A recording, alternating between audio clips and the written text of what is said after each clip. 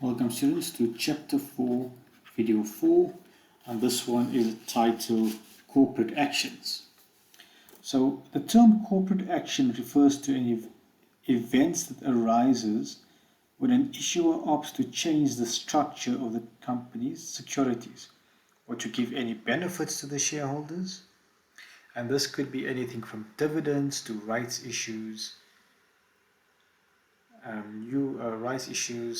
shares, buybacks, etc. So these can be initiated by the company, or it could be done by a motion at the AGM where the shareholders vote on the motion. So they want to change the structure of securities or issue benefits. Okay. There's quite a number of different types of corporate actions, and we're going to get into a lot of detail there and how to calculate them. There is a high level of risk to custodians when they are processing corporate actions. So if you can imagine, a corporate action could be something as simple as issuing a dividend. Okay. There the custodian doesn't have to do anything, the dividend gets paid into the account, and that custodian needs to allocate that funds to the client. But when it comes to something more complex like a rights issue, the custodian could have errors in processing, and this could result in capital loss for the custodian. Any entitlements that are owing to the beneficial owner need to be collected in full and at the earliest possible point. Client instructions need to be received before the cutoff date, and the custodian needs to use a range of information to maintain informed about upcoming corporate events. So they need to be at the top of their game to make sure that any corporate events that are occurring, they know about them. And very, very important, these instructions need to be received before the cutoff date. Remember, a corporate action will have a cutoff date, and if the information is received too late, then they will lose out. And if it is the fault of the custodian, any potential losses will need to be borne by the custodian. And these losses could be millions of rands or millions of dollars,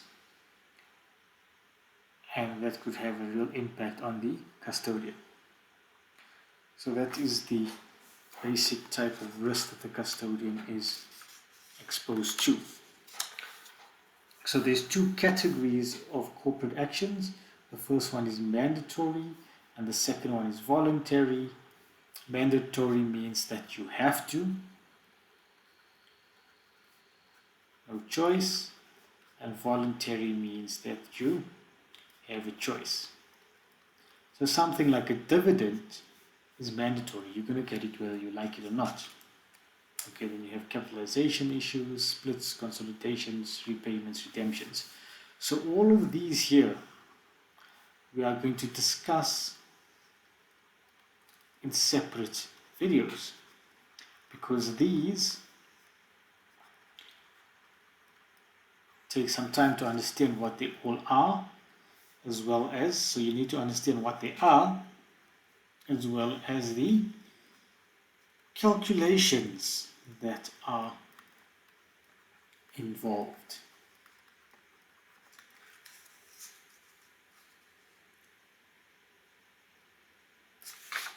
So we'll get into a lot more detail on those shortly.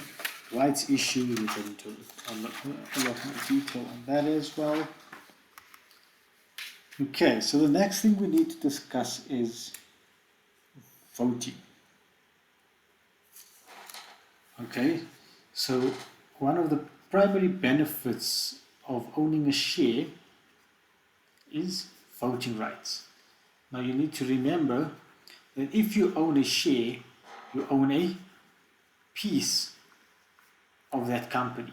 Okay, you physically own that company. And because you own it, you have a right to vote on certain matters in the company, generally not day-to-day operational, but a more higher level type of issues. These issues are things such as the election of directors, okay, or how much they get paid, directors' remuneration, election of an auditor, approval of a dividend. And you can see all of these on page 154.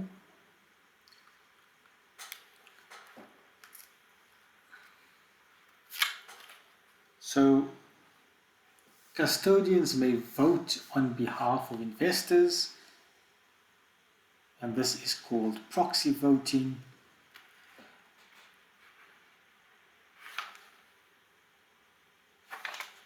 And any lost votes may cause problems.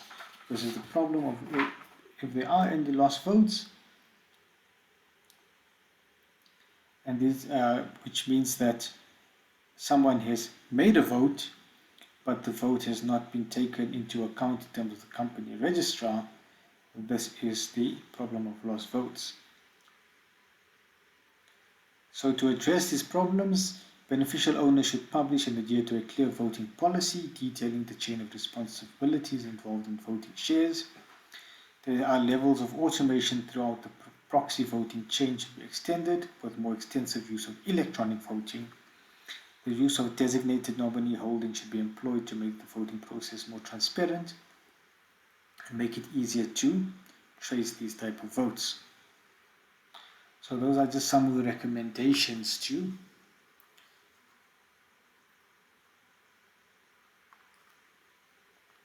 eliminate the problem of lost votes.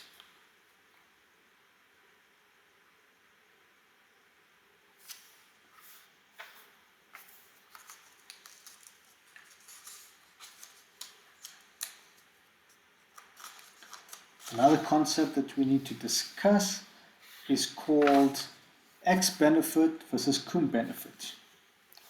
So if a company's board of directors vote to pay a dividend, it will announce the type of dividend to be paid, the amount to be paid per share, and the payable date, as well as the record date.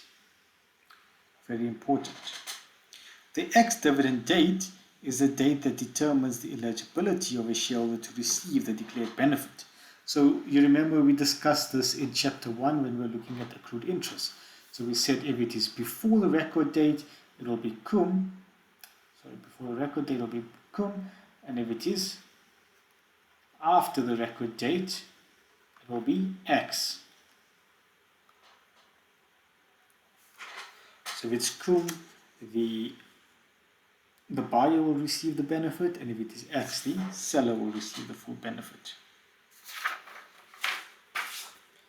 So what the registrar does, he sees whose name appears on the register on that date, and it will pay the benefit over to that person. So this also applies to dividends,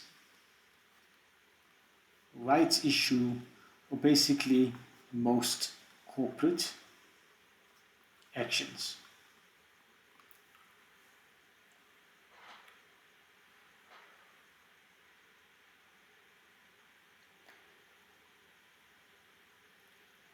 So if you look at the example on page 157, we're saying there is a situation where investor purchases 1,000 shares on a T+3 settlement cycle,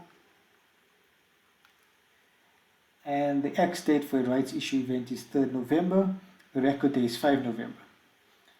So if someone purchases on the 1st November, it will settle on the 4th, and the registrar will see on the 5th, and it will pay to the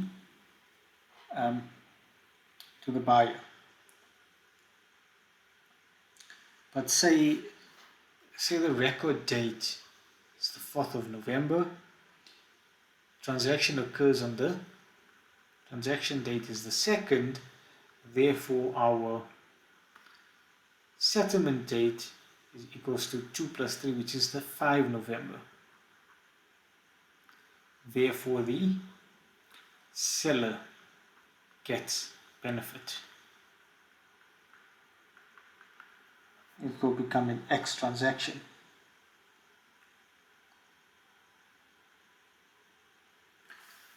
And therefore, it wouldn't be fair for the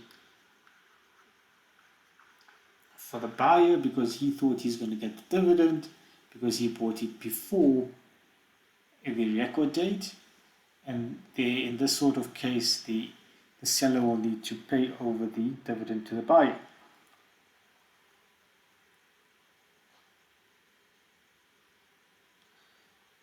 So we get something, okay, so remember we said if it is cum, the seller gets dividend, and if it is XD, if it's cum, the buyer gets the dividend, and if it's XD, seller gets the dividend.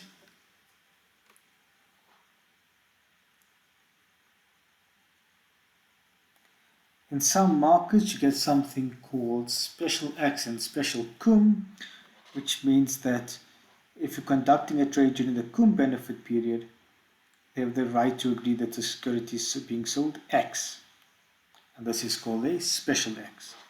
Or in some markets, if it is traded during the X benefit period, then the security could be agreed to be sold on a cum basis, and this is called special cum.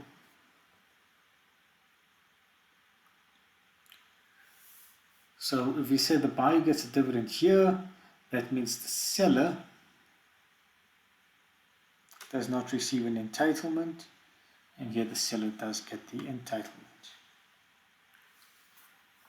And that brings us to the end of the theoretical version of theoretical part of corporate actions, and the next chapter will discuss cash management and thereafter securities lending, and then we will discuss each of the mandatory and voluntary corporate actions separately and look at the calculations that apply to those. Thank you.